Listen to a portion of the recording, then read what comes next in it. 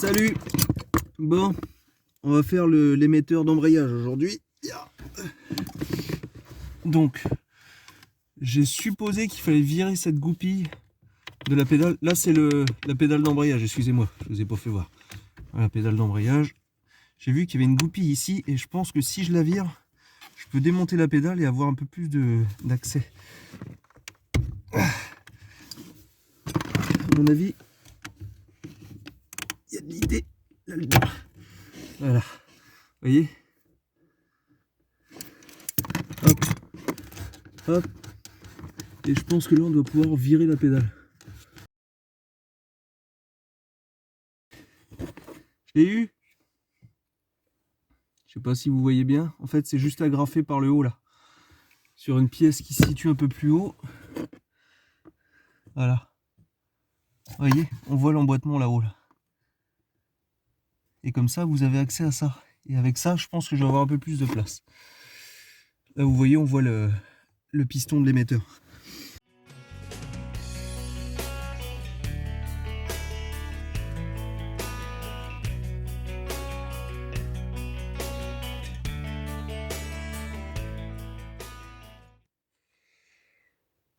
Putain, bon, j'ai pas filmé le démontage de l'émetteur d'embrayage sur la Fiat. J'ai filmé que le début, sincèrement. C'était une merde, mais alors une merde, mais sans nom, quoi. Tout est pourrave. Tout est d'une conception à la con. Alors, heureusement, j'ai remonté un émetteur Valeo. Merci, Made in France, quand même, faut le dire. Parce qu'il y a des trucs, vraiment, mais c'est d'un mal conçu. Malheur d'un mal conçu. Donc, du coup, ils te mettent une broche qui rentre avec la petite rotule du petit piston, là, qui rentre dans la pédale. Je vous fasse voir. Ça, là, vous voyez, une petite rotule. Ça vient s'enclipser dans la pédale. C'est simple, ça sort pas. Ça veut pas sortir. Il n'y a pas moyen. On n'arrive pas à sortir cette espèce de saloperie de merde. Attendez, je retourne la caméra. Ça va être plus simple. Donc, quand vous voulez tirer sur les petites pattes, parce que là, normalement, il y a deux petites ailes là, de chaque côté, elles cassent. Voilà. Quand vous voulez tirer sur l'axe, vu que c'est un axe en plastoc, hein, Made in Fiat, il casse.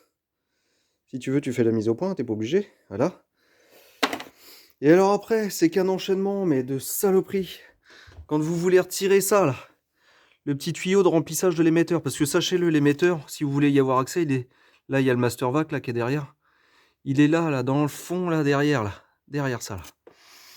Donc, faut virer le support de la batterie pour arriver à accéder, parce qu'il est... Vous voyez, là, on voit un bout d'étiquette, là, sur le côté, et là, il y a un tuyau qui sort, là. Par là. Attendez que j'arrive à mettre mon doigt, là-dedans. Et là, au bout de mon doigt, là, le tuyau, là, qui est là. Vous voyez? Mise au point, merci. Donc, la cocotte, elle est dans le fond, là. Et le maître cylindre, il est derrière. Donc, il faut arriver à virer la petite broche. On voit un petit arc de cercle bleu là dans le fond, juste au-dessus là. Attendez, je suis désolé, hein. Je vous retourne l'image un peu dans tous les sens, mais parce que c'est tellement bien planqué. Voilà, on arrive à voir tout au fond là, à côté de l'étiquette. Vous voyez, il y a un petit arceau bleu là, juste au niveau entre le 3 et le 5, à même niveau sur la droite. Et ben en fait, il faut glisser un tournevis. Vous levez cette petite clip là. Et donc, ça libère la cocotte du mètre-cylindre. Ensuite, vous pouvez retirer le mètre-cylindre. Ensuite, le ressort de la pédale se fout à l'envers quand vous voulez enlever la pédale. Donc, il faut enlever, vous allez voir. Aïe. Voilà. Là, il y a un axe, là, ici, là. Donc, vous le poussez par l'autre côté. Clac, ça sort. En plus, après, vous enlevez tout l'axe. Vous virez la pédale. Ça vous laisse accès. Donc, voilà, ça, là, derrière, là.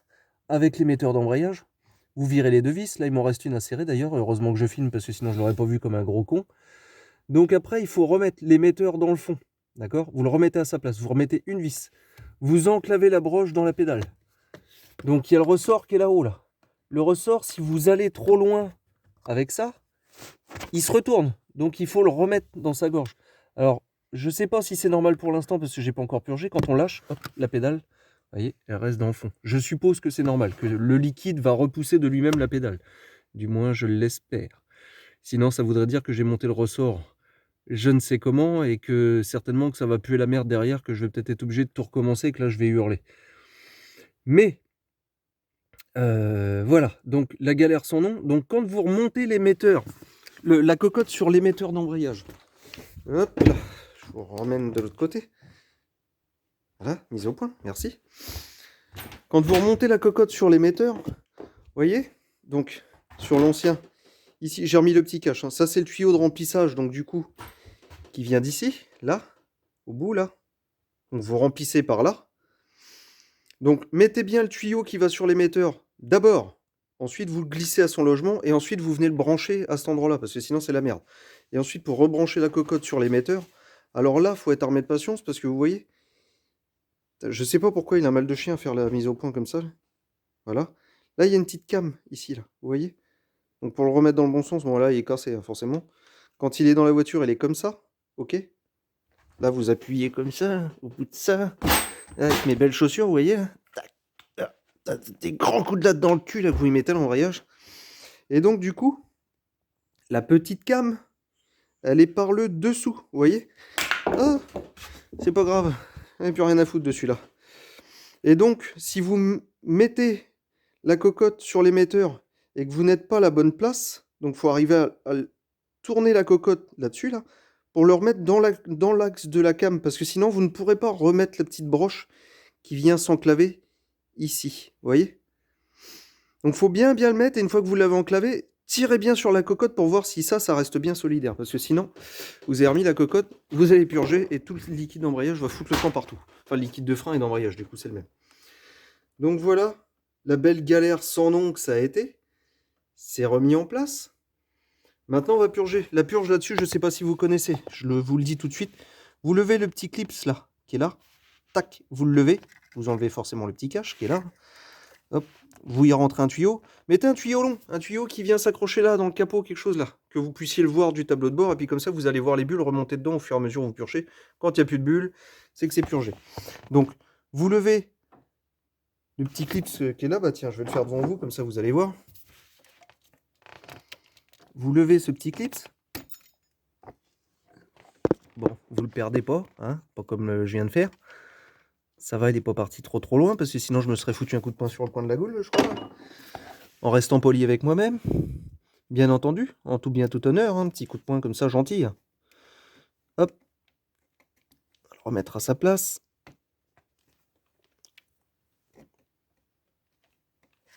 Voilà, comme ça, vous venez déclipper le tuyau. Je dois pas être au bon endroit. Voilà, vous voyez? Et ça a retenu mon tuyau, parce que si vous l'enlevez complètement, forcément, vous pouvez retirer le tuyau, ça ne le purgera pas, ok? Donc là, vous l'enlevez à moitié de course. À ce moment-là, vous voyez que vous pouvez, comme ça a fait là, tac, et vous voyez, le liquide commence à sortir, ok? C'est ça le principe de la purge là-dessus.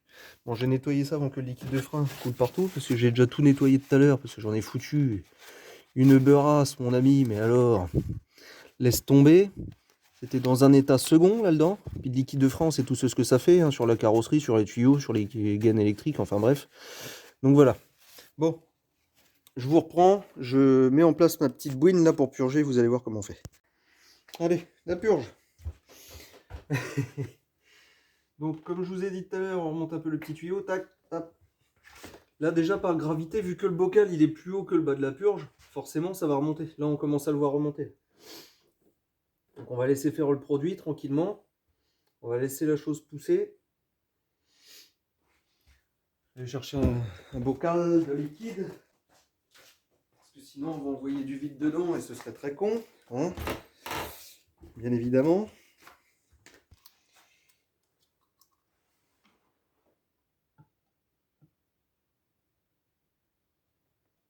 Hop. On en met un peu plus qu'il en faut. Histoire que ça pousse tout le monde comme il faut.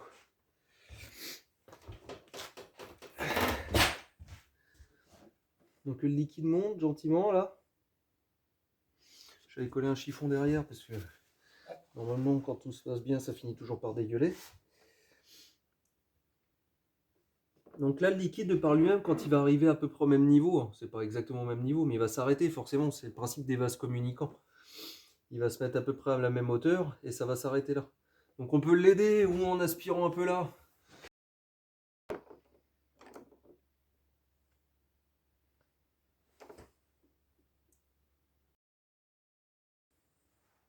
C'est purgé. Donc là on repousse, tac, on remanche le petit clip.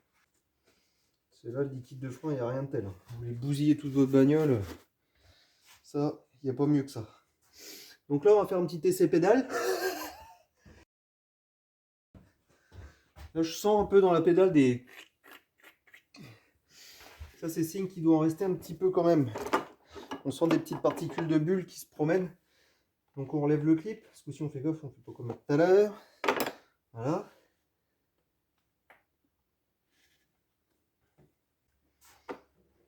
Ouais, j'ai des bulles qui arrivent. Donc là, vu que j'ai presque rempli tout mon tuyau, ça va faire que ça là. Les bulles elles vont faire d'un côté, de l'autre. Donc ce que je fais, c'est que je repousse ma purge, je déclipe mon tuyau, je le vide et je refais un coup de purge comme j'ai fait. Ça va m'éviter de tout me retaper dans l'autre sens. Bien que je me demande si je peux pas finir de le purger à la pédale. Je vais faire un test pour voir. On va voir ce que ça donne.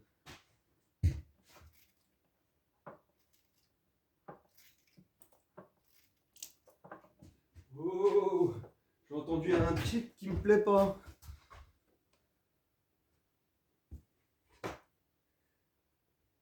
Il est con apparemment le mec. Bah oui, ça purge. Ça marche bien. Ça a bien marché. Il a mis du produit partout, hein. Ce qu'il avait dit qu'il fallait pas faire. Hein. C'est bien mon gars. Ah bordel, c'est pas croyable. Mais qu'il est con. Je le sais en plus. C'est ça le pire.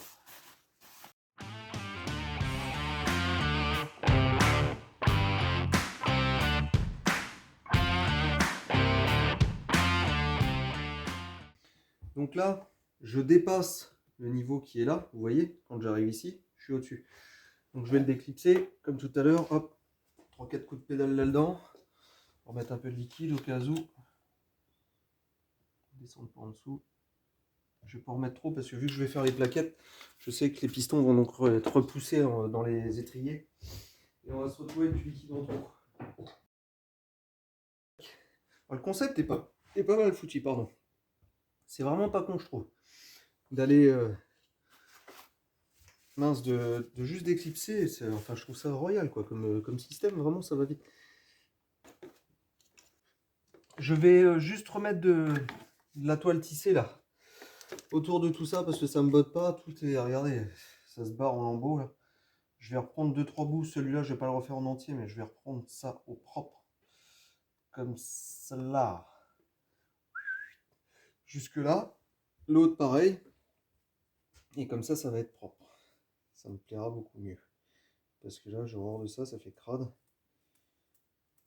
Ça fait pas sérieux, les fils ils se touchent. En plus, j'ai vu que le petit collier là qui sert sur la carrosserie, machin, il avait serré, mais comme des brutes. On serre jamais ça. Ça, on l'approche et ça sert de maintien.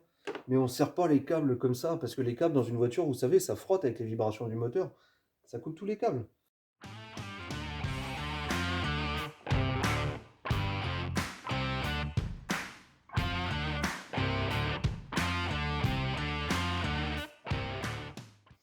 Voilà, hop.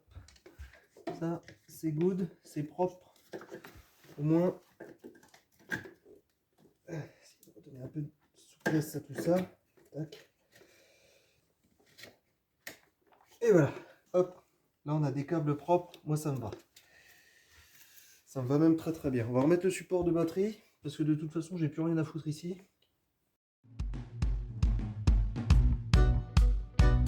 Bon, on renquille tout ça en fond. Frankie.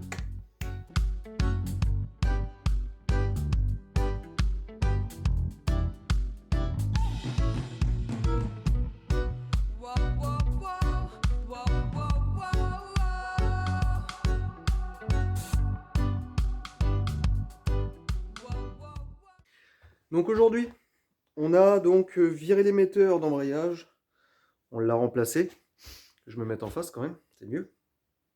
On a viré l'émetteur d'embrayage, remplacé. Donc pour le coup, refait la pointe du liquide d'embrayage. On a remis un petit peu de tresse Mince, du scotch tissu autour des connectiques parce des connectiques, n'importe quoi, des câbles, parce qu'on voyait bien que c'était un peu effiloché à droite à gauche, enfin effiloché, que la tresse était arrachée.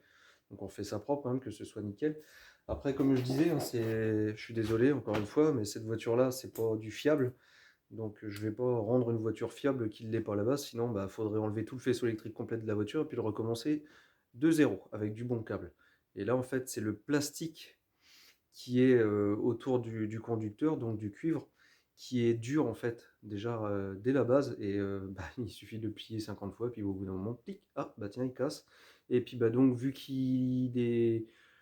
il fait plus des arcs de cercle bien définis. Une fois qu'il est cassé, il a tendance du coup à faire des angles droits. Donc le conducteur qui est donc du souple à l'intérieur, du cuivre souple, donc c'est plein de petites fibres. Il y en a qui cassent, donc ça commence à sortir, sortir. Un jour, ce contact-là se fait plus. Puis bah, ce contact-là, en fait, il vient bouffer celui des autres parce qu'avec les petits bouts de fibre, les petits bouts de cuivre qui viennent attaquer les autres isolants, bah, hop, vous vous retrouvez avec des pannes de partout. Puis bah, c'est ce qui s'est passé ici. C'est pour ça qu'on n'a plus de vitre à droite, qu'on n'a plus de coffre à l'arrière. Enfin, plus de vitre, plus de fonctionnement de la vitre électrique. Pareil, au niveau du coffre électrique à l'arrière, ça fonctionne plus. Le lave-glace, l'essuie-glace, enfin voilà, toutes ces petites choses-là qui font que bah, c'est la merde. Donc on va reprendre toutes ces connectiques-là au fur et à mesure du temps. Je vais essayer voilà, de bien ressouder tout ça. Enfin, je vais pas essayer, je vais bien ressouder tout ça. Maintenant, je ne garantis pas que dans 5 ans, 10 ans, je sais pas moi combien de temps ça va durer, ça recommence pas parce que, enfin voilà, c'était mal. Disons que le matériel utilisé pour la conception n'était pas bon. Et pourtant, c'est dommage parce que je vous assure que cette motorisation-là, c'est des motorisations qui vont bien, les petits 1,3 litre multijet là. C'est assez nerveux pour ce genre de voiture parce que c'est pas lourd, ça consomme très très peu et le moteur il est fiable. C'est une chaîne de distribution. Enfin, c'est dommage, vraiment c'est dommage quoi. Parce qu'elle est bien équipée. Celle-ci en plus c'est une toute option, à part les vitres électriques à l'arrière.